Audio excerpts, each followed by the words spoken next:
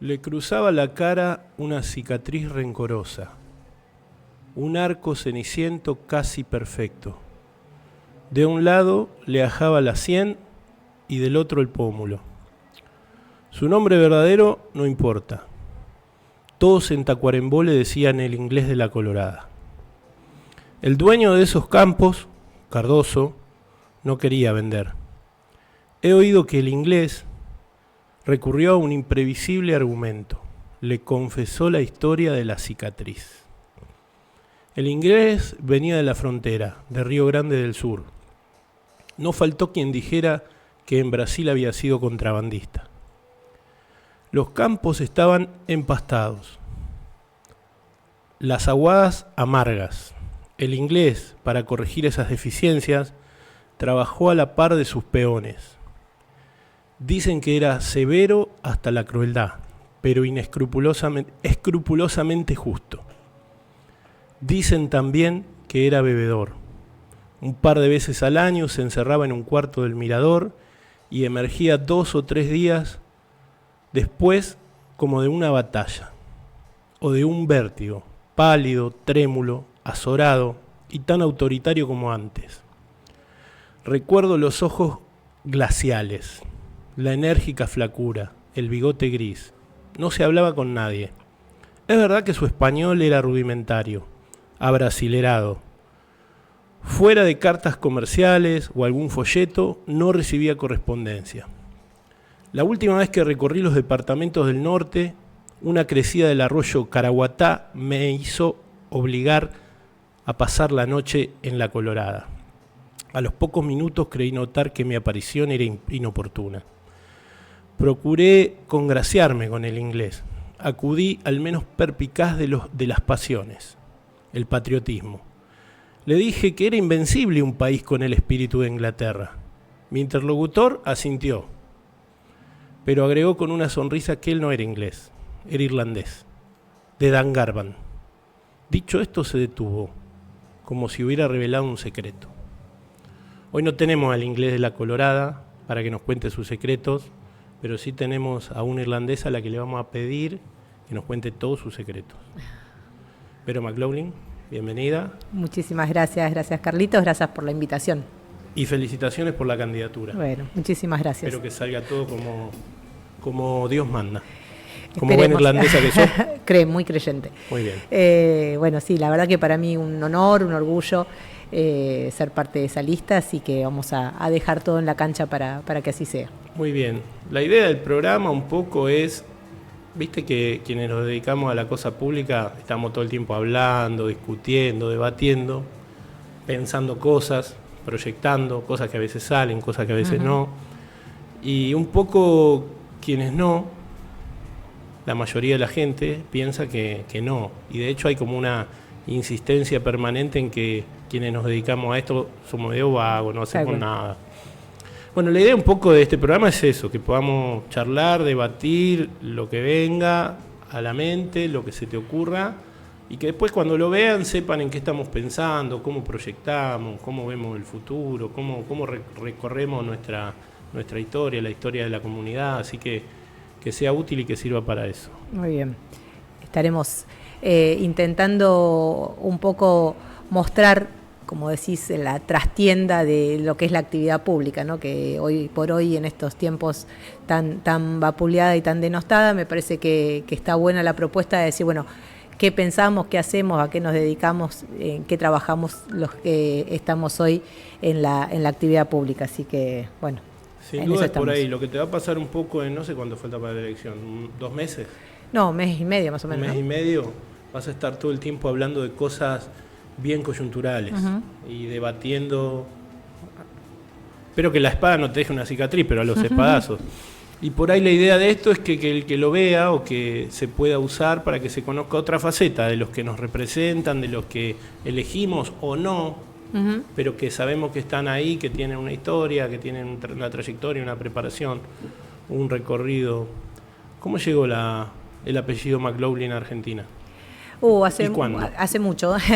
Según mi padre contaba, 3 hermanos McLaurin, por lo menos de su familia. McLaurin es un apellido que acá es menos común, hay unos cuantos igual, pero en Irlanda es muy habitual. Así que López de Irlanda. No sé si tanto, pero ponele un Domínguez, qué sé yo, una cosa de que sí hay unos cuantos y de distintos lugares. Llegaron 3 hermanos, pero cerca, yo soy hoy la 6ª generación argentina. 3 hermanos no de Teddy. No, 3 hermanos de tatarabuelos de mi papá. Ah, ok. Sí, mi abuelo ya era nieto de Argentina. Así que son unas cuantas generaciones. ¿Y le decían ingleses? Y le decía, sí, mucho. Y muchos han trabajado en esa época en los ferrocarriles, ponele en esa cuestión de tener el idioma. Hasta la familia de mi padre, digamos, hasta la generación de mi padre era muy habitual el casamiento entre gente de la misma. En todas las colectividades debía pasar lo mismo, pero gente de la misma colectividad, se juntaban mucho, los clubes, los espacios donde se juntaban a recordar sus orígenes, lejanos en muchos casos, porque la inmigración irlandesa en muchos casos fue previa a la gran inmigración italiana y española. No sé si te acordás que para cuando se cumplió el 5º centenario de la conquista, se habían abierto, en esa época era bastante novedoso porque había muchísimo menos acceso a información, unos registros de los inmigrantes, creo que era de 1880, una cosa por el estilo, hasta 1930, que era como el grueso de la inmigración italiana y española sobre todo, pero bueno, de la inmigración acá en Argentina. Y la familia no encontramos a los familiares porque, según decía mi abuelo, había sido anterior a 1870. O sea que son unas cuantas generaciones argentinas acá ya de... Sí, los irlandeses, como los uruguayos, son inmigrantes por naturaleza casi, ¿no? Bueno, hay una historia durísima, muy compleja, de sometimiento de la corona británica, que hizo que, sobre todo la cuestión religiosa, ¿no? Sí, el protestantismo, la iglesia anglicana con la católica, que hizo que, bueno... Sí, y aparte creo que debe ser la segunda colectividad en Estados Unidos. Sí. Y acá es importante. Y más desperdigada por el mundo. Argentina tiene una población importante de irlandeses, como Estados Unidos claramente es el primer lugar donde hay más irlandeses.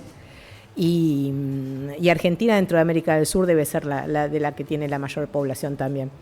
Además de la persecución religiosa, que era la que hacía la mayor diferencia, Inglaterra tuvo siglos de sometimiento para todas las poblaciones irlandesas y de muy malos tratos hacia estoy hablando de siglos previos a las últimas revoluciones, que son de principios del siglo XX. Sí. Pero bueno, hay como una enemistad ancestral del sur de Irlanda con respecto a los Reinos Unidos. Pero bueno, Inglaterra ha sido en eso gran impulsor de la salida de los irlandeses de su territorio.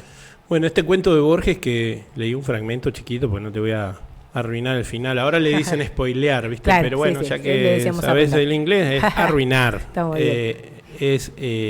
La forma de la espada es uno de mis favoritos, creo que ya te lo había recomendado. Habla un poco de eso, de las revoluciones del siglo XX. Y como todo buen cuento de Borges, tiene un final inesperado. Y muy bueno.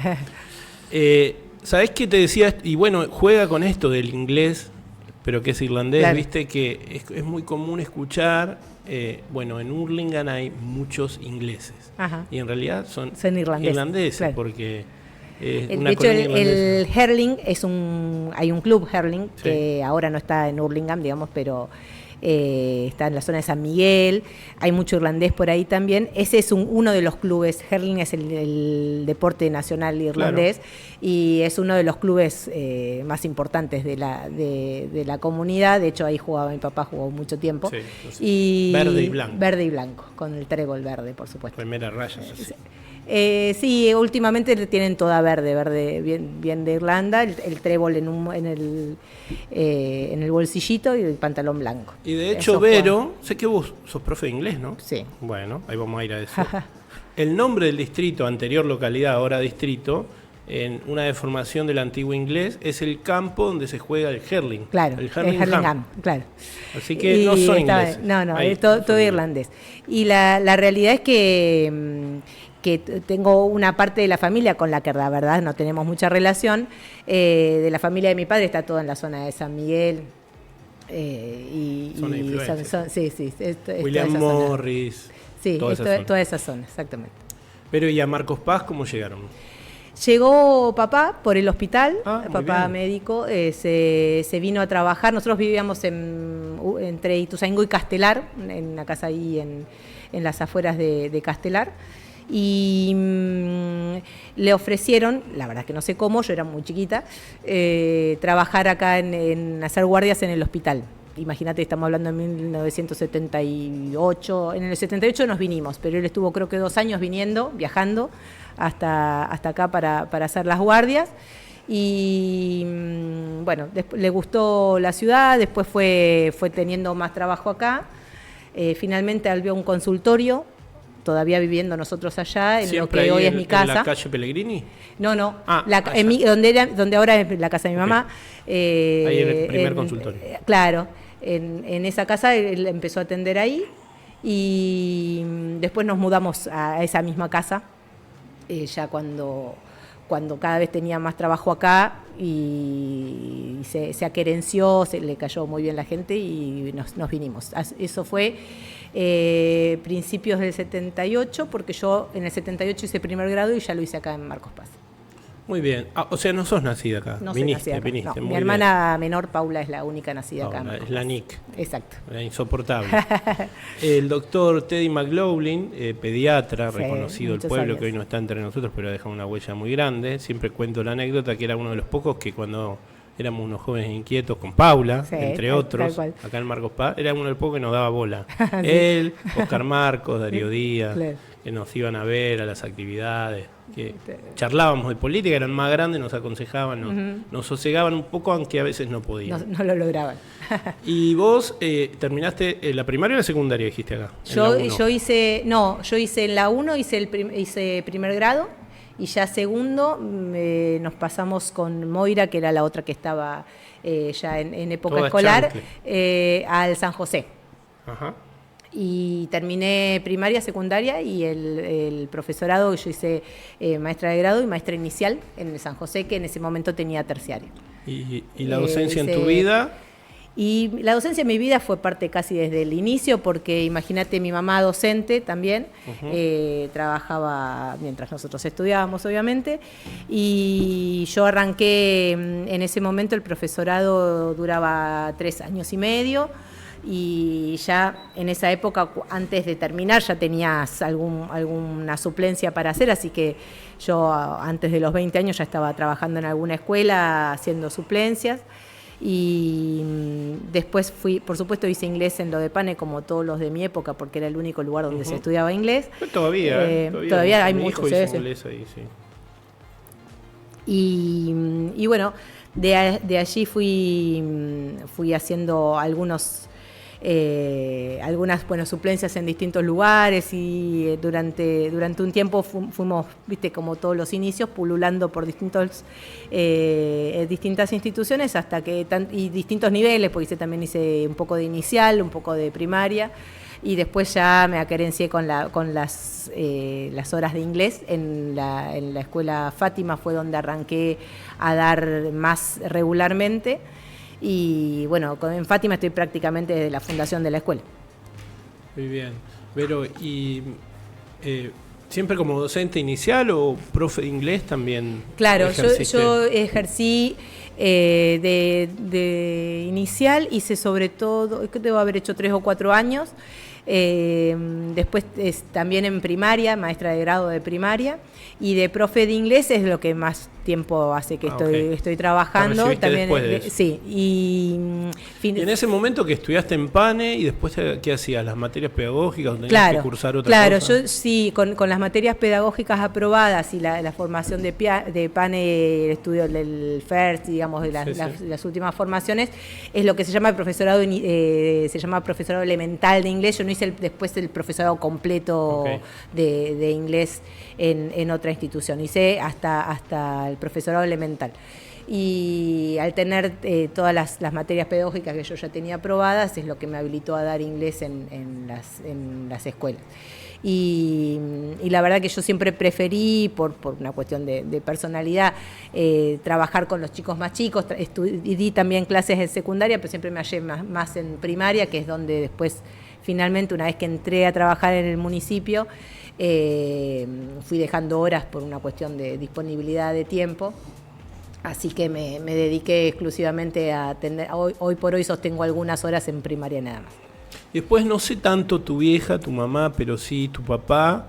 Viste que decía yo recién la cosa pública, a lo que nos dedicamos nosotros, que también es la política. Uh-huh. Tu viejo toda la vida seguramente tuvo actividad, participación, pero también la profesión, ¿no?, que eligió, porque la pediatría, uh-huh, con un consultorio en su casa. Viene la mamá, vienen los nenes, vienen los problemas, sí, no puedo comprar los remedios. El timbre permanente. Yo claro, cuando las madrugadas volando de fiebre. Yo me acuerdo siempre de la gente que me decía que le llamaba la atención cuando alguien sonaba el teléfono después de las 10 de la noche. Y en mi casa sonaba el teléfono todo el tiempo, de madrugada nos despertábamos con el teléfono porque alguien llamaba porque tenía alguna emergencia. Y mi viejo salía a la hora que sea en el auto a atender al que fuera. Me acuerdo de alguna oportunidad que era fin de semana y quería sacar el auto del garaje y había autos estacionados en la bajada porque estaba, no me acuerdo si sería Yeleno Box en ese momento, uh-huh, y había algún auto estacionado, se fue hasta dentro del boliche a pedirle que le saquen el auto, terminó sacando el auto por la vereda, bueno, un despelote, pero era así, en nuestra vida, yo de pequeña, era absolutamente normal que alguien llamara en la madrugada. Yo creo que ese tipo de profesiones es más exigente incluso que la actividad política. Me parece que quizás tu viejo, aunque recuerdo que le han tocado momentos difíciles como concejal, uh-huh, seguramente sus momentos más bravos, de mayor entrega, de mayor compromiso, los habrá dado como pediatra. Como profesional. Sin duda, porque aparte, sí, si te equivocás en una ordenanza, después reparás. No pasa mayores, claro. Pero si te equivocás, bueno. No, ni hablar. Y sí que lo hizo casi hasta sus últimos días, porque sí, mi hija Vicky tiene 8 años. ¿Cuánto hace que murió, Teddy? En el 21. Claro, Vicky nació en el 17. Y era la pediatra de mi hija.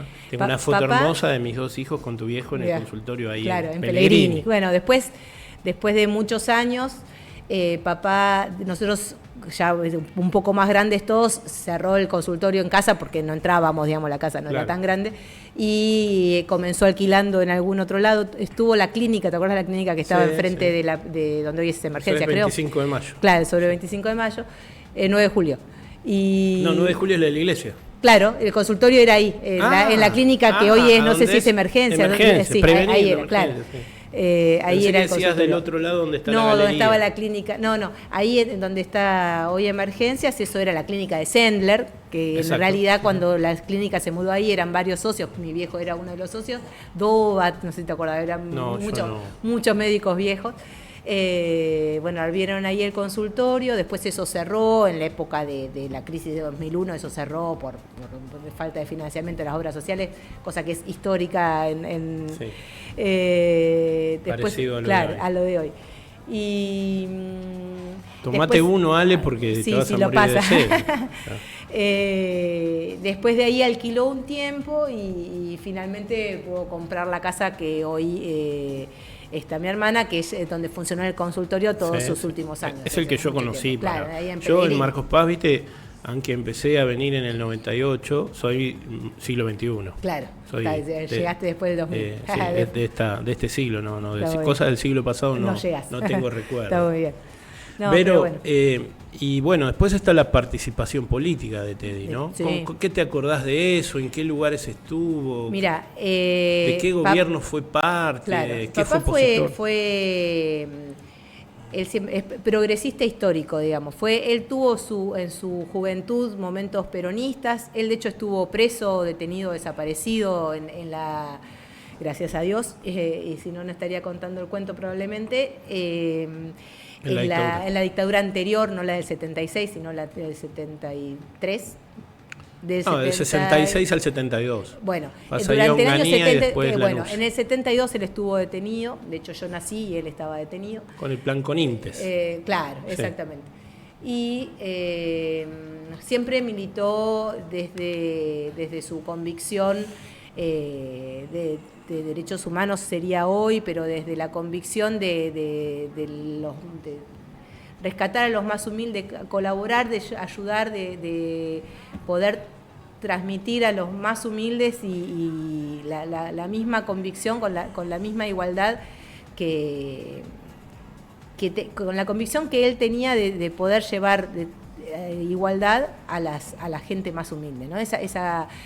Esa cuestión de militar en los barrios, de estar cerca de la gente, que lo hizo durante todo su periodo profesional, su trabajo como médico, pero con esa convicción de estar cerca, que creo que es lo que más nos transmitió.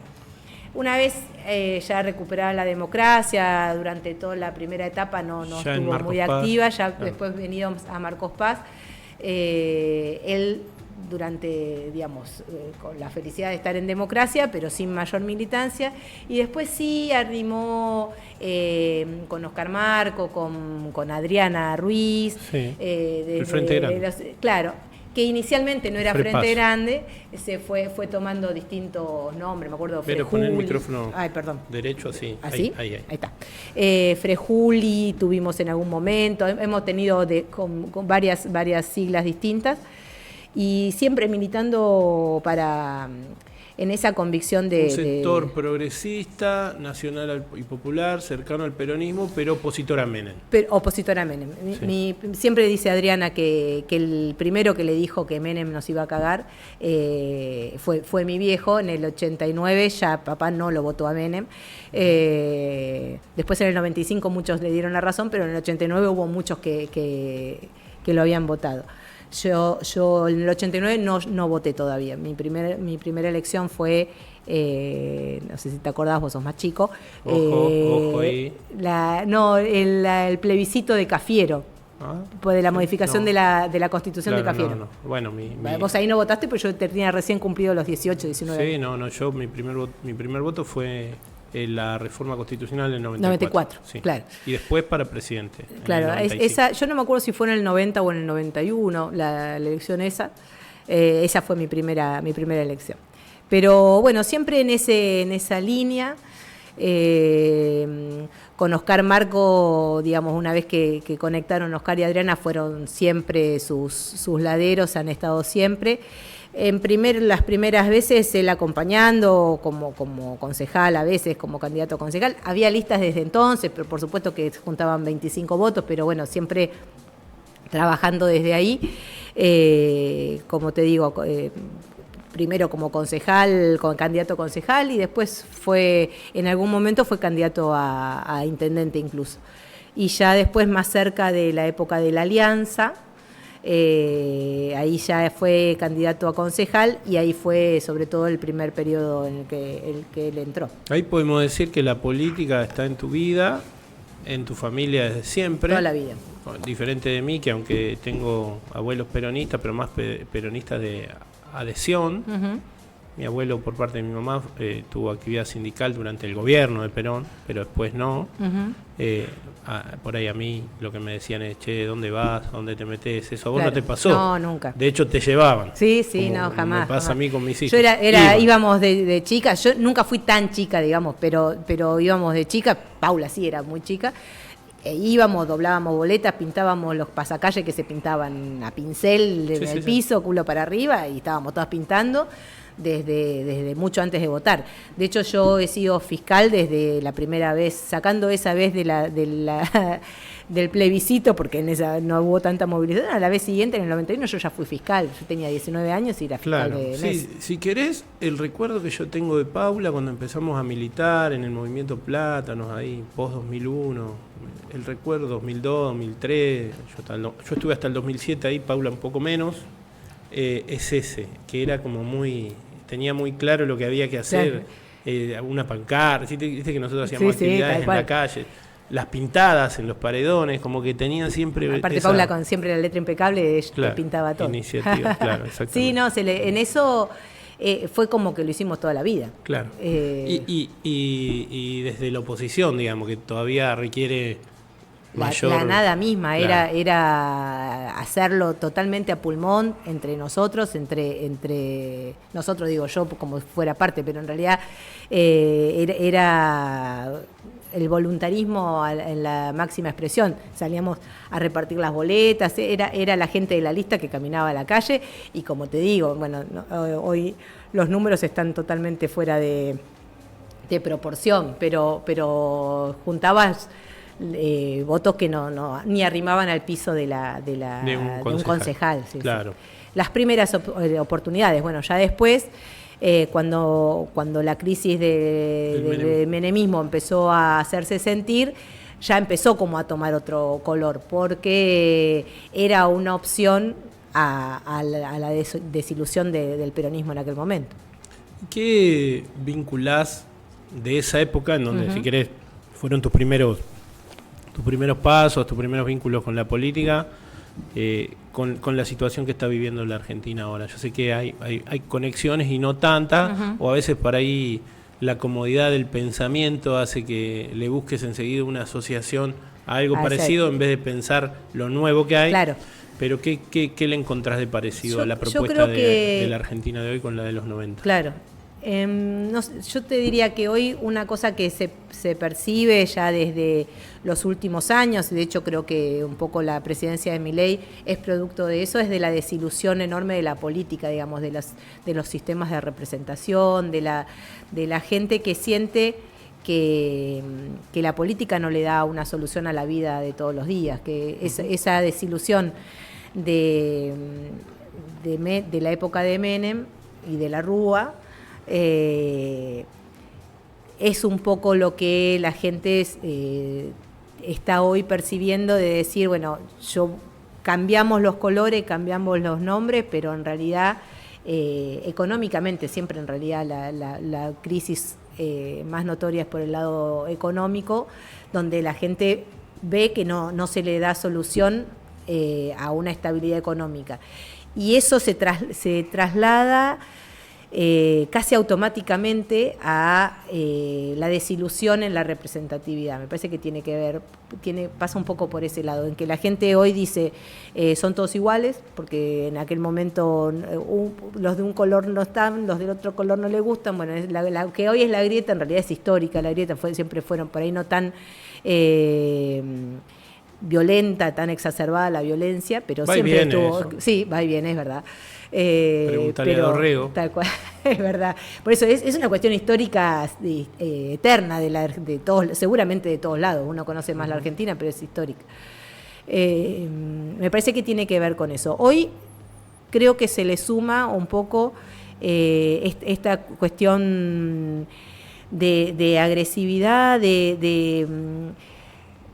del que no piensa igual a mí es un boludo, o la adjetivación tan a flor de piel. Me parece que es una cuestión en los referentes políticos, ¿no? Eso es una cuestión que hoy me llama la atención, o que tengamos tan naturalizados que referentes políticos importantes, del presidente para abajo todos, tengan tan a flor de piel el insulto,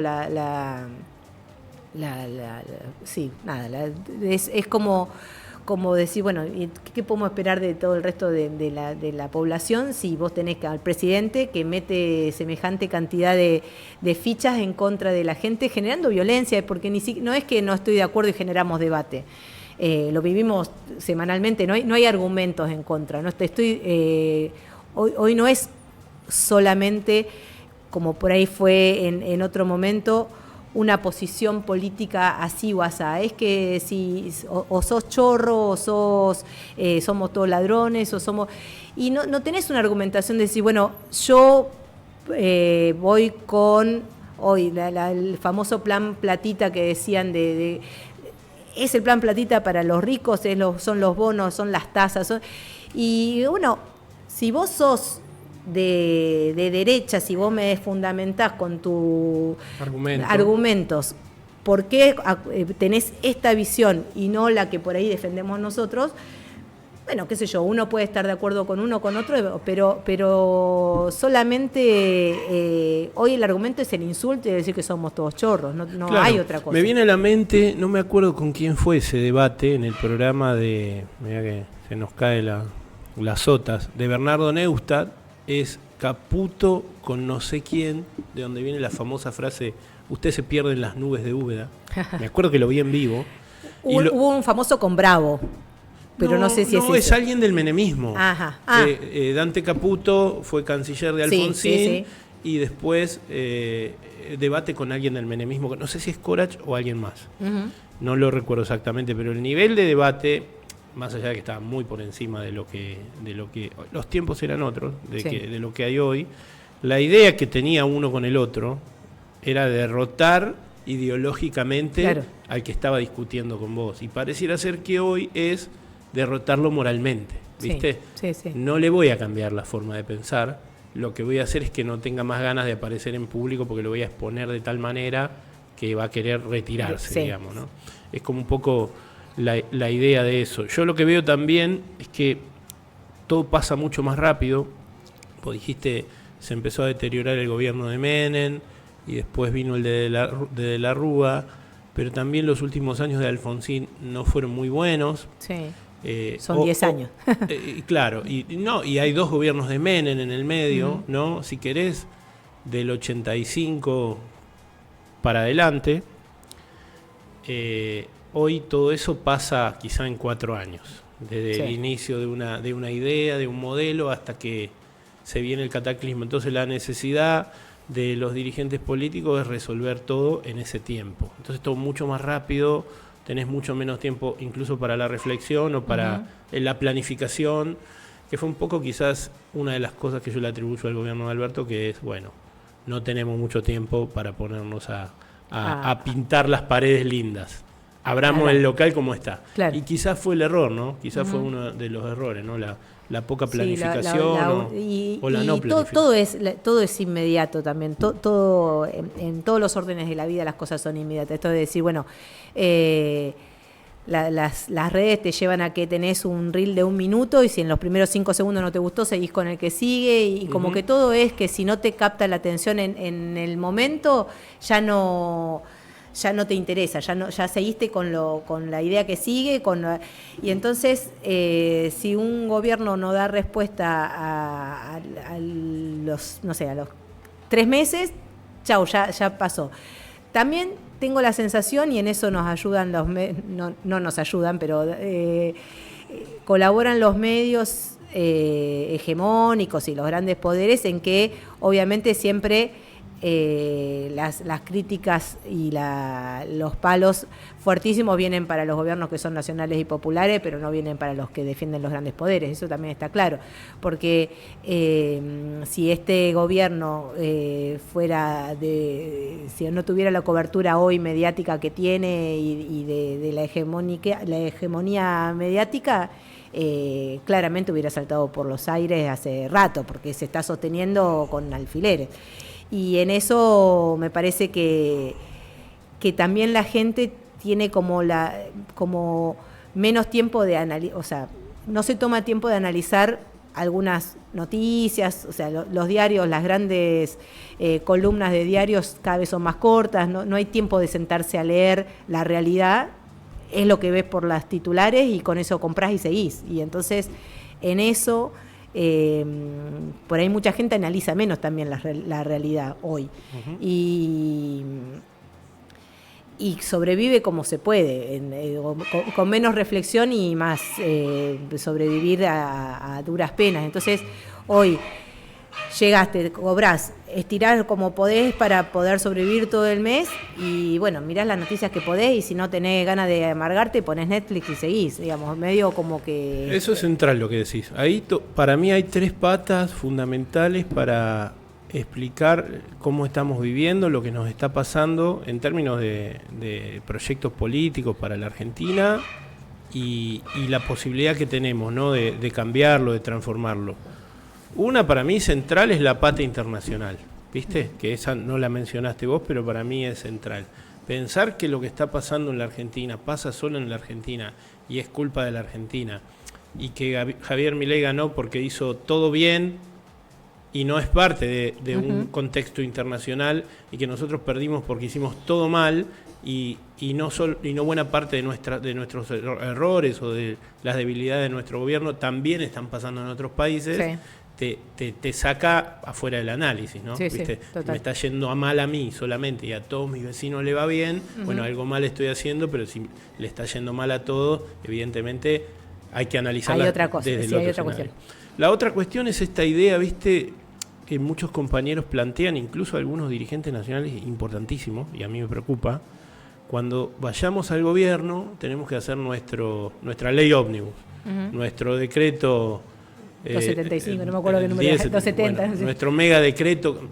Y es de una ingenuidad tal como de pensar, me gusta mucho el ajedrez a mí, que vas a jugar al ajedrez contra vos mismo, como si fuera el solitario de las cartas, claro, que vas a mover un peón y que enfrente no van a hacer nada, que vas a sacar el alfil, claro, nadie va a hacer nada, sacás la dama, jaque mate. Claro. Y claramente el decreto de Milei funcionó y dura lo que está durando, y la ley bases y todas las cuestiones que plantea, porque hay un proyecto político, económico, que hegemoniza el poder en la Argentina, que lo está bancando. Sí, que cuando nosotros querramos hacer la nuestra, nos van a salir a jugar, y muy fuerte. Y la tercera es el tiempo de la gente. El otro día lo testé, me junté con mis amigos de mi barrio, todos metaleros, no todos de Boca, pero bueno. Y se me ocurrió preguntar, estábamos hablando de todas estas cuestiones, ¿no? Viste que todo lo otro, la plata, las situaciones de la vida, los pibes, no alcanza, comerte un asado parece que es una cosa tremenda. ¿De qué trabajaba tu vieja? ¿De qué trabajaba tu vieja, Vero? De docente, maestra. Bueno, en este caso no, pero todas nuestras mamás eran amas de casa. Eso por ahí decir, bueno, el rol de la mujer, toda esa cuestión que analizamos arduamente. Pero no analizamos de que con la mitad del tiempo de trabajo una familia vivía, subsistía. Sí, total. Entonces trabajaba el viejo, por ahí en alguna casa trabajaba la mamá, y conozco algún compañero, algún amigo que trabajaba la mamá y el papá se quedaba a levantar la casa porque era albañil. En vez de agarrar un laburo y pagarle a otro que le haga la casa, él se quedaba haciendo la casa y con eso alcanzaba. Y hoy, si no casi no hay una familia en donde trabaje uno solo, si no trabajan los dos y mucho. Eso, y a veces dos laburos cada uno, o alguno de los dos hace dos laburos para completar. Y nos robaron el tiempo libre y el tiempo de reflexión. Entonces, obviamente que las redes sociales están pensadas para perforar de la manera que perforan, pero no tenemos mucho más que 2 minutos, 3 minutos para poder enterarnos de algo, informarnos, y a la hora que podemos. Entonces, en ese contexto, construir algo que pueda enfrentar a esto que nos está pasando es muy difícil, es muy adverso el escenario, ¿no? Sí, totalmente. Y yo creo que bueno, como decíamos, la gente está cansada, mucha gente está cansada de remar, porque la verdad es que estamos todos remando en dulce de leche, con la situación económica, pero también la situación institucional. Entonces, el desánimo también me parece que es una cuestión hoy crucial. La gente ya no me parece que nos falta conseguir tentar a la gente de poder decir, mirá que se puede, que fue un poco lo que consiguió Néstor, porque después vos decías en qué se parece y en qué se diferencia. Me parece que la crisis del 2001 y es el proceso del 2001-2003 de Duhalde decantó en un Néstor que nos volvió a tentar de que militar, de que que la política usada como un instrumento para el bien de la población en general, realmente es un camino un círculo virtuoso sería si vos lográs convencer a la gente de que a través de las políticas, con la ideología que sea, pero a través de la política, de militar, de estar en la calle, de estar en contacto con el otro, es que uno puede salir adelante, es como que incentivás a la gente a participar. Hoy a la inversa, en el cambio, en la contracara de eso, tenemos gente que cada vez tiene menos ganas de compartir con los demás, se mete más para adentro, se ocupa más de lo suyo propio, la política hoy es una mala palabra, y entonces como que se dio vuelta la taba, y otra vez estamos teniendo que remar para decir, mirá que no se sale, nadie se salva solo, dijo el Eternauta. Bueno, entonces la salida es colectiva, tenemos que poder ocuparnos entre todos de salir adelante, porque si yo me corto sola, yo tengo trabajo, yo sobrevivo y sigo adelante yo mismo, pero todo el resto de la comunidad se viene abajo, eso no me sirve solo a mí, no le sirve a todo el resto. Creo que está hoy el enorme desafío es de poder llevarle a la gente en general y a los chicos en particular, de volver a apostar en construir de manera colectiva, de poder volver a construir con el otro, volver a pensar cosas de manera comunitaria, de manera solidaria, porque si solamente vamos a estar pensando en cómo hacer para no sé, está tan de moda las cosas de la inversión, ¿viste que se puso de moda esto de los... el negocio rápido. Claro, vos decís, pero eso sos vos y tu dinero, que podés ganar o perder, porque por lo general los que ganan no somos todos, si no funcionaría. Pero de última, si ganaste, fuiste vos, solo en tu casa, poniendo plata a trabajar con intereses. Y después, en la construcción colectiva, no es como ya una mala palabra para los pibes. Entonces digo, como que no existe, como ya no es una... Y no estamos sabiendo, me parece que tampoco estamos sabiendo cómo volver a recuperar eso. Me parece que por ahí un poco perdimos el timing, no encontramos por dónde entrarle a los chicos con esa cuestión. Yo creo que ahí va por el objetivo de la sociedad y de las personas para la vida.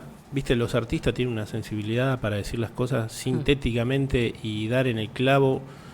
Si vos tenés un plan de subsistencia, probablemente puedas hacer algo de forma individual que te garantice subsistir. Uh-huh. Es probable que pueda pasar, que existan casos. Y hasta algunos casos ser exitoso económicamente. Ahora, si tu objetivo es ser feliz, la felicidad, ¿entendés? Uh-huh. Como un objetivo que no necesariamente tiene que ser una persona exitoso, millonario, trascender económicamente. Viste, Leonardo Fabio decía, no se puede ser feliz en soledad. Uh-huh, claro, es imposible. Es eso, entonces, subsistir sí, vas a subsistir solo. Vale. Sí, seguro. Está ahí Robinson Crusoe, ¿no? Que subsistió en una isla. ¿Cuánto vamos, Ale? Porque tenemos 44, tengo que hablar de las elecciones. Hay varias cosas que te quiero preguntar ahí, pero ¿por dónde ves? Un poco estuviste diciendo recién, pero hablando de Marcos Paz, ¿no? Concretamente, estábamos hablando bastante del escenario nacional e internacional también. ¿Qué va la campaña en Marcos Paz? ¿Por dónde hay que encararla? ¿Qué te gustaría transmitir? ¿Qué te gustaría que sea el eje central de la campaña de tu lista, la lista de Fuerza Patria? Yo creo que hoy tenemos que poder salir con el mensaje de que en Marcos Paz y en la provincia, pero bueno, hablando de Marcos Paz en particular, pensamos distinto, pensamos que las cosas se construyen en comunidad, se construyen para todos, y que cuando se piensa y se planifica un Marcos Paz donde tenés más espacios de participación, más espacios públicos para divertirte, más espacios deportivos para que vayas a estudiar el deporte o practicar el deporte que vos quieras, tenés más espacios culturales, estás apostando a gente que tenga mayor interacción entre los mismos vecinos. Entonces, hoy Marcos Paz está pensada en la lógica de una ciudad solidaria, una ciudad que se ocupa del otro, que se preocupa del otro, y que nos diferenciamos hoy del gobierno nacional, en que se cierran espacios de salud, espacios de deporte, espacios recreativos, todo es cerrar, todo es desaparecer, todo es sacar el Estado.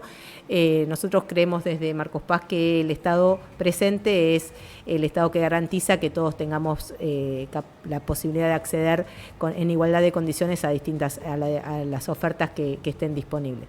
Hoy, con la lista de Fuerza Patria, seguramente la propuesta va a ser como hacemos habitualmente, salir a la calle, salir a la casa de los vecinos, recorrer Marcos Paz, porque Marcos Paz se ha hecho mucho a lo largo y a lo ancho en los distintos barrios. Cada uno de los barrios ha tenido la llegada del Estado de alguna manera u otra, sino con obras digamos, de infraestructura en las calles, será con alguna cuestión de escolar, será con alguna cuestión de la oferta de las UMI. Me parece que las UMI son para nosotros una bandera importantísima de acercamiento al territorio. Y llevar esa propuesta de participación, de cercanía y de compromiso de un Estado que sigue estando presente a pesar de las dificultades, porque también es innegable que la retirada del gobierno nacional económicamente le ha pegado a la provincia y eso inevitablemente le pega también al distrito.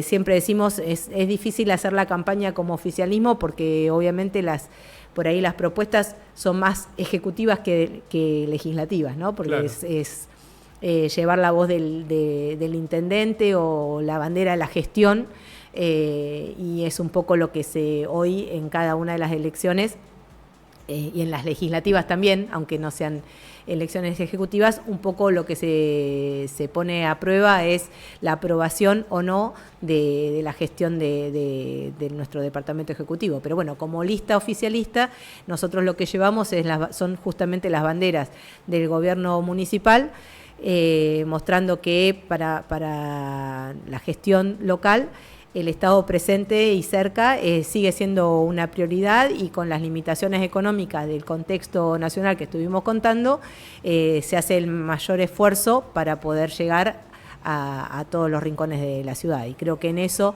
es que seguramente cuando comience la campaña, que será alrededor del 8 de agosto, si no saco mal las cuentas, estaremos tratando de llevarle a todos los vecinos de nuestra ciudad. Vero, y antes de preguntarte, ya me contaste, me dijiste un poco, te iba a preguntar los ejes fuertes, ¿no?, de la gestión que vos querés trabajar con la campaña, ya está. Uh-huh. Caracterizá un poco, según tu mirada, tu semblanza de Ricardo Curuchet.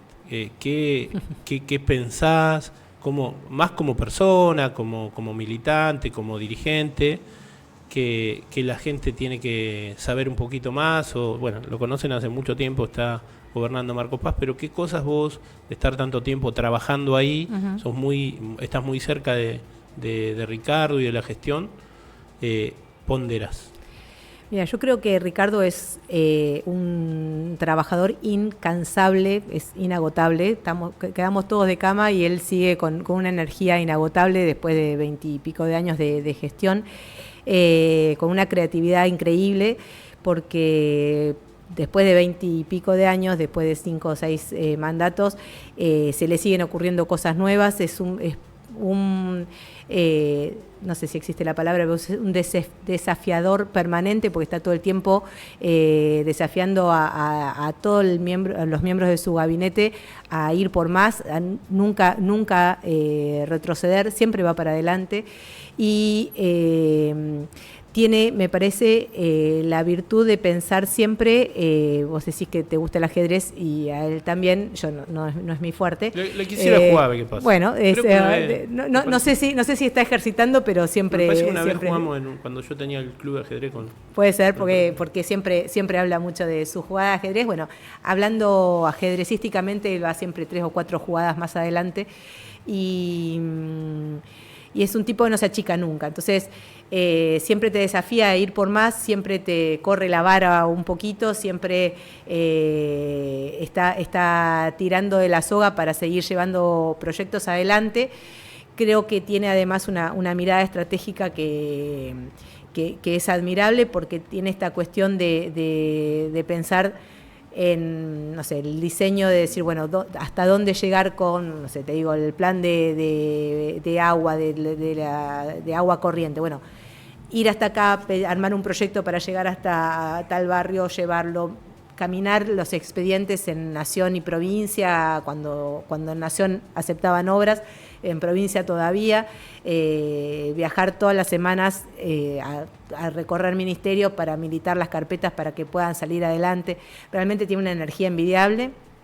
y tiene esta mirada estratégica que hace que todo lo que piensa es parte de un armado que por ahí uno no termina de darse cuenta, pero que después cuando cierra vos decís, mirá por qué pusimos un jardín de infantes en el jardín Bautista, porque después vas a poner asfalto, después llegás con el agua y después llegás con las luces. Por supuesto, con fondos, como siempre decimos, finitos. Vos tenés una frazada corta, porque siempre en realidad la financiación es lo que más cuesta en todo este tipo de cosas, son obras millonarias, pero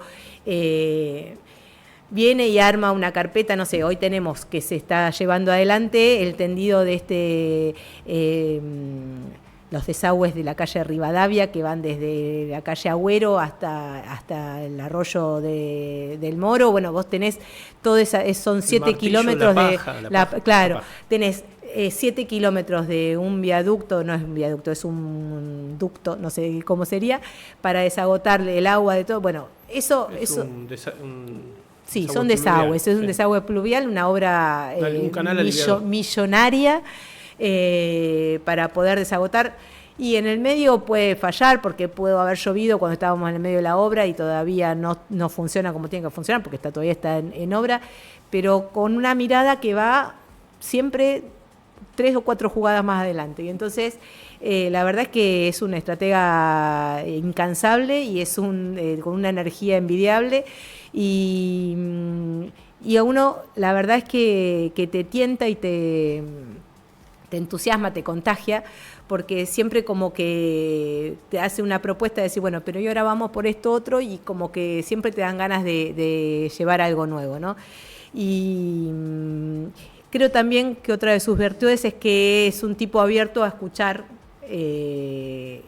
las críticas que muchas veces llegan por alguna cuestión que o no sale como pensaba, o bueno, finalmente no termina pudiéndose plasmar algo de lo que se había pensado, y se escucha las críticas constructivas, siempre con la buena intención de muchos vecinos o no sé, compañeros que se acercan a decirle, mira, esto me parece que así no, por ahí es mejor de este lado. Por ahí no te va a dar la razón inmediatamente, pero se queda pensando, se queda meditando en lo que uno dice y escucha y recalcula por ahí algunas propuestas. Entonces, la verdad es que es un tipo que tiene una energía contagiosa y te empuja siempre a ir por más. Y en esto de como equipo de laburo, que son unos cuantos ahí, ¿cuáles son los desafíos, las cosas que están pendientes, que se pueden poner arriba de la mesa en esta campaña, que se le puede proponer a la comunidad? Nosotros queremos seguir fortaleciéndonos como espacio político, como gestión, para ir por estas 3, 4 cosas que tenemos pendientes por hacer, que creemos que son centrales para los próximos 2 años. ¿Qué pensás vos? Sí. Creo que esto que te pregunté ya lo venías estudiando por el camino, ¿no?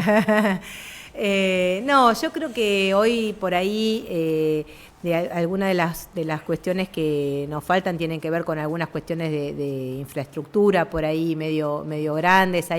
Hay algunos pendientes que tienen que ver con obras o tanto de cloacas como con respecto al agua, algunas cuestiones de plantas de agua potable. Hay algunas cuestiones que tienen que ver con eso. Hay también algunos barrios... Hay planes y que están en proceso. Algunas cuestiones que sí se han caído, de obras que han quedado pendientes por falta de financiamiento del gobierno nacional, obras que muchos vecinos lo saben porque son 2 secundarias que quedaron iniciadas y que no se pueden terminar, 901, tal cual. Entonces esas cosas me parece que son deudas pendientes y que hay que ponerse a ver la manera de poder resolverlos, porque más allá de que es financiamiento que se cayó, de alguna manera hay que encontrar otra fuente de financiamiento porque hay que llevarlas adelante. Nos quedaron pendientes esas 2 secundarias. Hay una secundaria más en camino, que es una deuda de hace mucho tiempo, que es la secundaria de la Escuela 6, que también es secundaria 6, que necesita un edificio propio y ese no se pudo resolver, y estamos en proceso de ver si podemos conseguir algún espacio. Hay algunas cuestiones, como te digo, que tienen que ver con con agua potable y poder llevar agua a algunos barrios más alejados, por ahí con algunas plantas independientes, por ejemplo el barrio Torchiaro, que no tiene hoy agua en su tendido de agua en su barrio, y en algún momento se había barajado también la posibilidad de hacer una instalación independiente de agua, de una red independiente de agua con una perforación propia, y eso también tanto en el Torchiaro como en el Urioste también quedaron truncos, así que me parece que también son cuestiones importantes que hay que abordar. Pero sos contadora, ¿no? Sí, recientemente. ¿En qué momento? Y lo terminé, en pandemia me dio un empujón de tiempo para poder hacerlo. Me quedaba pendiente pensar, digo, en el mundo de la docencia nos jubilamos jóvenes, pero la realidad es que uno se jubila porque la verdad es que es desgastante el trabajo frente a grado, y entonces a los 50 uno ya se puede jubilar. Yo todavía no me jubilé, tengo 53, pero en algún momento no tan lejano me voy a jubilar. ¿53 o 35? No, yo tengo 53. Te preguntaba eso porque viene a colación a lo que te quería plantear, que discutamos un poquito. Hay una cosa que está muy en debate hoy, sobre todo lo debatimos bastante con la oposición, respecto de todo el tiempo le están pidiendo al gobierno nacional plata para hacer esto, para hacer esto, para hacer esto, desde una perspectiva de qué poco suficiente que sos, como si tuvieras 35 años, vivieras con tu mamá y fueras vieja, esta noche quiero salir, claro, mamá planchame la camisa, claro. Decía la canción, dame plata para ir a box, claro. ¿no? Che, ya estás en edad de independizarte, ¿no? Y de lo que los vecinos de Marcos Paz pagamos como contribuciones, impuestos y tasas que son para los servicios, las tasas municipales quizás no es lo que más pagamos, aunque son difíciles de pagar, costosas, lleva mucho esfuerzo, no es en lo que más pagamos. No, seguro. ¿No? Y a diferencia de Canadá, me gusta mucho a mí estudiar el funcionamiento del federalismo, que es un país federal 100%, los impuestos de Canadá los recaudan, creo que son 4 estados, cuatro estados, provincias, ponele, lo recaudan las provincias y lo distribuyen. Y que la Argentina tuvo esa idea. Y después el Congreso le aprueba el presupuesto al gobierno nacional porque le va a dar esa plata. La plata la tienen las provincias, los 4 estados, y cuando el gobierno propone el presupuesto al Congreso, les está diciendo, como Estado Nacional quiero hacer esto y quiero que me den esto. Y las provincias le dan al Estado Nacional el dinero necesario para que haga lo que propuso. Por eso el presupuesto. En cambio, en Argentina, después de la crisis del 30, el que recauda todo lo que nosotros pagamos en materia de impuestos es el Estado Nacional.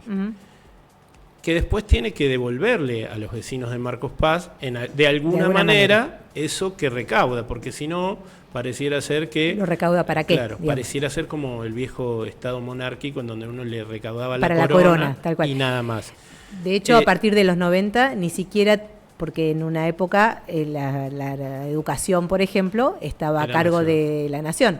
Después del menemismo, la educación está a cargo de las provincias, así que ni siquiera tiene ese gasto tampoco, digamos. Después de la reforma constitucional del 94, las provincias pasaron a tener otro rol mucho más importante en la Argentina, y yo creo que después del gobierno de Néstor, que fue el primer presidente intendente, con problemas de intendente, de un municipio pequeño pero grande para la Patagonia, los municipios pasaron a tener otro rol. Ya no es más alumbrado, barrio y limpieza. Claro, total. La gente te pide otras cosas además, ¿no?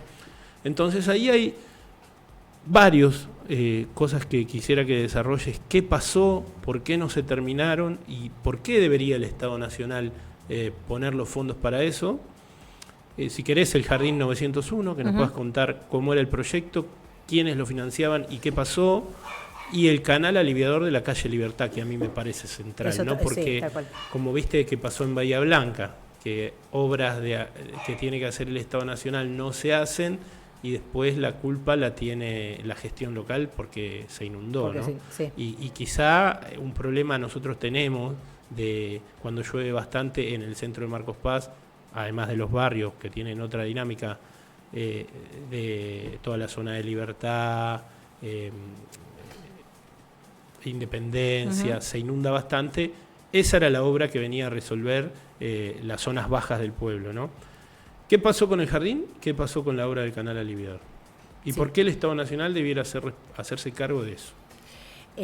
Bueno, en principio, como bien decís, la recaudación de todos los impuestos es para el Gobierno Nacional, que tiene, entre otras cosas, varias leyes que cumplir y que hoy está incumpliendo para repartir los fondos que recauda de los impuestos que pagan los ciudadanos de todo el país entre las distintas jurisdicciones, en general provinciales, que después derraman, digamos, en su propia coparticipación hacia cada uno de los municipios. Y tienen otras, por ejemplo, los impuestos que se cobran en el combustible, en cada uno de los litros de combustible que cargas en el vehículo que tengas, un porcentaje importante del costo del combustible son impuestos de nación, que recauda nación, entre otras cosas, por ejemplo, para el mantenimiento de las rutas, que desde hace 1 año y medio no se están haciendo. En estos fondos que se recaudan de nación, veníamos acostumbrados a una dinámica en mayor o menor medida, porque durante el gobierno de Macri, por supuesto, las obras fueron menos, pero siguió habiendo obras, tanto del Ministerio de Obras. Cambia el criterio, quizás. Claro, o la magnitud, porque por ahí no se consiguieron tantas, o a lo mejor también por una cuestión de afinidad política, obviamente con un distrito que no era del mismo palo han bajado menos obras, pero la verdad es que nosotros también conseguimos obras durante el gobierno de Macri. El maravilloso, no me acuerdo ahora cómo se llama, pero creo que es el túnel que circunvala la capital entre Puerto Madero, claro, ¿cómo es? Sí. Bueno, me sale viaducto, pero no es tampoco, es alguna. Sí. Ese bajo lo hizo todo el gobierno. Eso lo pagaron los vecinos de Marcos Paz. Tal cual, eso se pagó con impuestos nacionales. Entonces, las líneas de subte que se hicieron en capital las pagaron los vecinos de Marcos Paz. Entonces, esos impuestos tuvieron como un criterio de distribución diferente, pero no dejó de haber obras en el gobierno de Macri desde el Ministerio de Obras o desde el Ministerio en este caso, de Educación, yendo hacia el Jardín 901. Por ahí a nosotros no nos llegaron, pero hubo a lo largo y ancho del país en algunos distritos, fundamentalmente capital. Se hacía o no, porque también nos ha pasado en nuestras gestiones en donde pudimos hacer más o menos, pero no estaba en discusión cuál era el rol del Estado Nacional. O sea, no se discutía que había que hacerlo. Por ahí se cambió el destinatario, pero no estaba en discusión que había que hacerlo.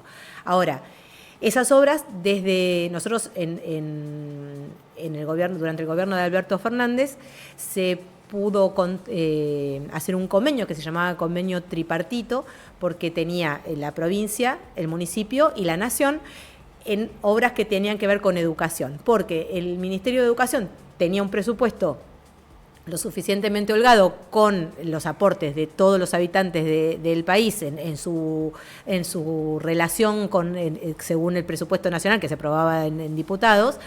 Y hablo en pasado porque en los últimos años ni siquiera hubo una propuesta de presupuesto para aprobar. En ese porcentaje que le tocaba al Ministerio de Educación se usaba gran parte del presupuesto de educación para material didáctico, libros, muchísimos libros que se mandaban en papel para todas las escuelas del país. Todas las escuelas saben de Marcos Paz que han llegado cientos de libros a cada una de las escuelas, de distintos niveles, de distintas, si son técnicas o si son las orientadas. Bueno, ramas. A todos lados ha llegado libros impresos, que no llegaron más. Y en todo el país ha habido obras del Ministerio de Nación que financiaba Nación a través de estos convenios tripartitos con el acuerdo de provincia, porque la educación hoy es provincial. En Marcos Paz habíamos podido conveniar 3 escuelas, secundaria 8, secundaria 9 y Jardín 901. Esas 3 obras grandes, muy grandes las 3. El 901 era el reemplazo completo del edificio, porque el edificio que funcionaba sobre una casa vieja adaptada con cachito en Casa Independencia. Exacto. Era el primer jardín, obviamente, 901, el primer jardín del pueblo, que tiene como 50 años. Ahora, ese jardín era una casa que se fue adaptando, se fue construyendo un cachito más, pero bueno, siempre tenía las limitaciones de ser originalmente una casa y entonces no tenía buena ventilación y demás. Entonces se mandó a elaborar un proyecto específico para el lugar, pues muchas veces la provincia tiene como proyectos madres y que viene un terreno y te lo pone. Y en este caso había que adaptarlo porque es un terreno muy chico, y entonces vinieron con un proyecto bastante importante que Nación aceptó financiar y que había comenzado, se hizo la licitación. Acordate que en los últimos años del gobierno de Alberto hubo una inflación importante y entonces estuvo parado durante un tiempo porque hubo que hacer toda una readecuación de precios por la cuestión inflacionaria. Se llegó a hacer la primera etapa del proyecto, que era tirar abajo el edificio original. Se hizo un desembolso del 20% aproximadamente del presupuesto final de aquel momento, que alcanzó para hacer lo que se llama trabajo de suelo, y después de eso no se hizo ningún desembolso más, y el gobierno, bueno, se perdieron las elecciones de 2023, y el gobierno nacional dijo que no iba a volver a mandar fondos sobre eso, no iba a redeterminar eso es lo que sería obra pública, ¿no? Todo es obra pública. Y tanto cuando de esa escuela... Cuando el presidente dice se terminó la obra pública, se terminó eso. Claro, esa obra y las otras dos escuelas secundarias directamente se separaron en el momento que se terminó el gobierno de Alberto, se detuvieron y no hubo un solo desembolso más. Y de hecho, en estos 2 años, lo que se viene pidiendo, una vez que se vio, digamos, con el tiempo que llevó decir, bueno, a lo mejor retoman y no se retomaron, vía primero comunicaciones más amigables y después vía cartas documento, decir, bueno, ¿qué van a hacer con esto? Porque esa obra está detenida, pero en realidad es un contrato que está vigente.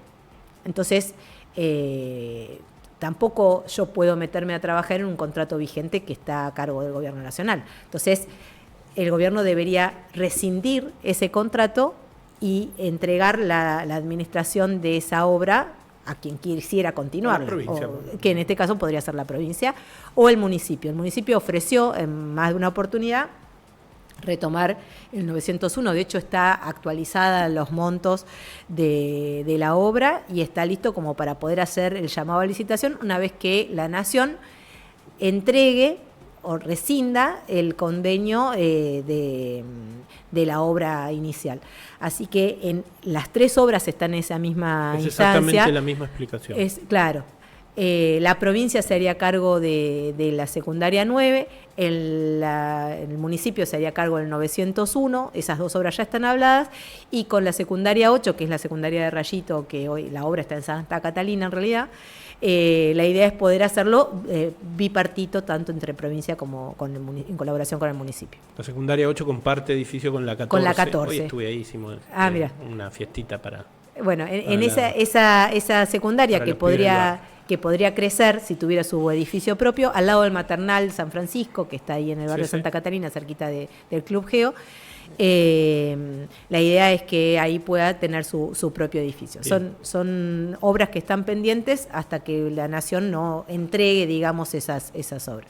En el caso del canal aliviador de la calle Libertad, cuando aprobamos el convenio que el municipio firmó con el Ministerio de Infraestructura, creo, sí, estoy casi seguro, el monto que se requería para eso, que sería para que no se inunde más el centro del pueblo, totalmente, era equivalente al presupuesto del municipio.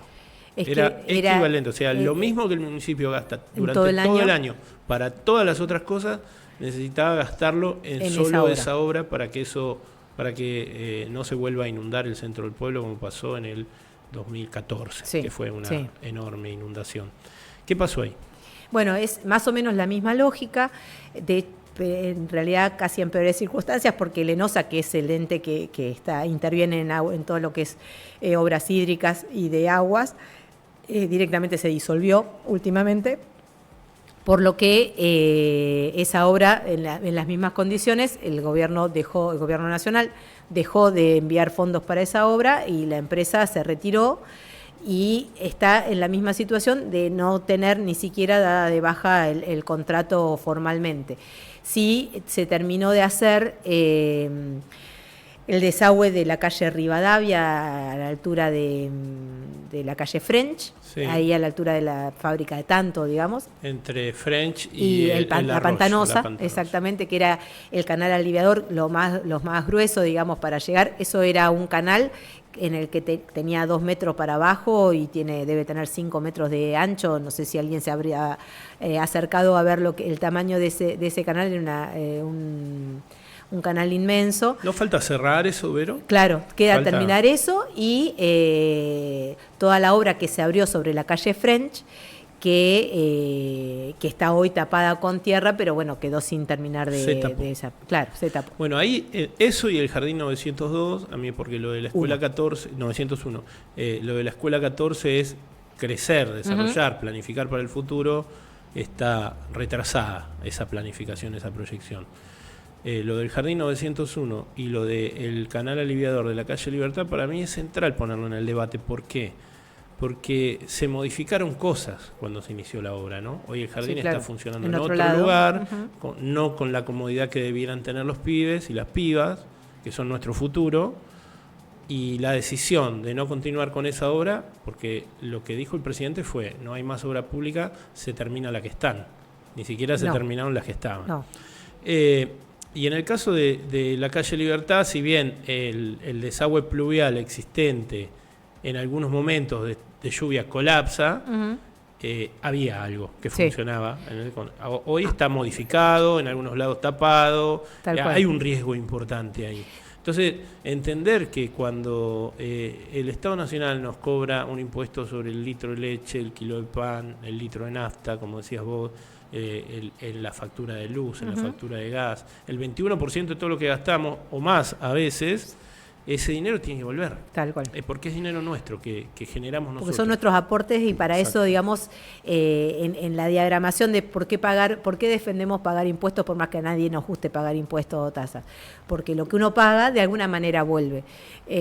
Ahora, si uno lo paga y solo están para pagar la deuda o hoy para pagar la diferencia, para sostener la cotización del dólar, que es hoy para lo único que están usando todos los ingresos, la realidad es que uno paga los impuestos y no vuelven a la comunidad que es la que hace los aportes. Entonces, me parece que siempre decimos que no se dejaron de cobrar, porque si me decís no los cobro más, bueno, no, tal cual. Cobrámelo y hacelo. Y este famoso superávit fiscal que habla el gobierno, que es absolutamente mentira, es todas estas deudas que tiene el gobierno con las comunidades, ni hablar con las empresas de las obras que hasta donde llegaron, porque el funcionamiento, digamos, de la obra pública, uno hace una licitación, una empresa gana, empieza a trabajar y uno paga por lo que el gobierno paga, lo que se llaman los certificados de obra. Vos decís, bueno, certifico que avanzó el 20% y entonces le pago un desembolso equivalente al 20%.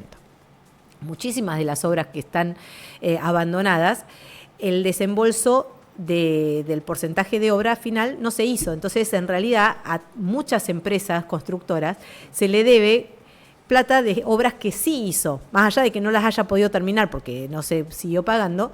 Esa deuda hoy a todas las empresas constructoras sigue siendo una deuda pendiente que en la cuenta del superávit fiscal el gobierno no está teniendo en cuenta, pero sigue vigente.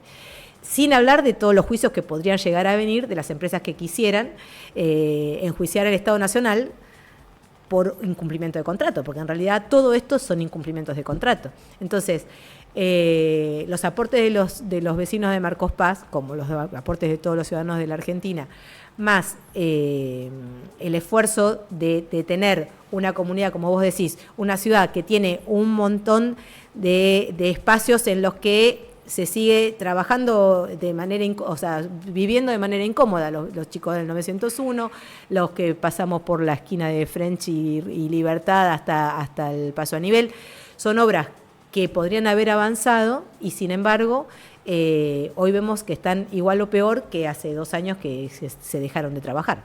Exactamente. Bueno, Vero, la lista, los compañeros y compañeras que te acompañan tienen mucha juventud. Mucha. ¿Qué potencial le ves ahí? ¿Y qué opinás que tienen que saber los vecinos y vecinas de quienes te acompañan?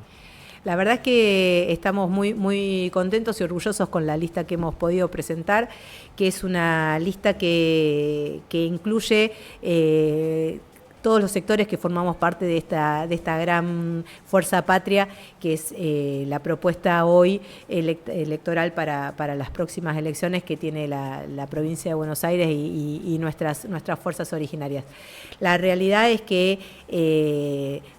todos los espacios que hoy forman parte tienen representación, han tenido en muchos casos la generosidad de los que estamos armando siempre, los que estamos hoy todos los días cerca de la política, sabemos que es difícil armar las listas más allá del trabajo después, porque siempre queda gente que no está del todo contenta con el lugar que le toca, pero todos han sido generosos en poder ceder lugares para que se pudiera armar esto, que tenga realmente una representación plural, para que todos los espacios de la comunidad puedan estar hoy formando parte de esta lista. Creo que tenemos muchos chicos muy jóvenes, representación de muchas gentes que tiene muchas áreas también de la gestión que tienen territorio, que han estado todo el tiempo recorriendo nuestra ciudad, como son las comuneras, como son las promotoras de salud, como son la gente de deportes que está también en la calle, más allá de obviamente la representación de el PJ, de la Cámpora, del Frente Renovador, estar representados gente de la CGT. Me parece que hoy la Fuerza Patria es un espacio plural que tiene representación de muchos sectores de la ciudadanía, que apostamos a construir un Marcos Paz o una provincia para la gente, con la gente y para la gente, porque de nada sirve hablar de superávit fiscal si dejamos a todos nuestros vecinos al costado del camino, que hoy por hoy están pasando enormes dificultades económicas para poder subsistir en la vida de todos los días. Entonces, tenemos que volver a conectar con los vecinos, volver a ver cuáles son las preocupaciones y tratar de recuperar el espíritu solidario de nuestra comunidad, que siempre está latente y que solamente hay que invitarlos a participar. Así que agradecerles como siempre a todas las que han asumido el compromiso de ser parte de esta lista, de que bueno, estaremos seguramente en los próximos días recorriendo nuestra ciudad para escuchar a todos los vecinos y comprometernos con ellos, con los vecinos de nuestra ciudad, a seguir haciendo nuestro mejor esfuerzo para transformar la ciudad en la que vivimos todos los días. Bueno, Vero, dos cosas nomás para decirte. Muchas gracias y mucha suerte. Muchas gracias y muchas gracias. Y te dejo en manos de San Patricio. San Patricio y Santa Brígida, que estemos también todos acompañados. Ahí está. Muchísimas gracias por el espacio favor. Y a trabajar entre todos. Gracias por venir. No, por favor. Molto bene.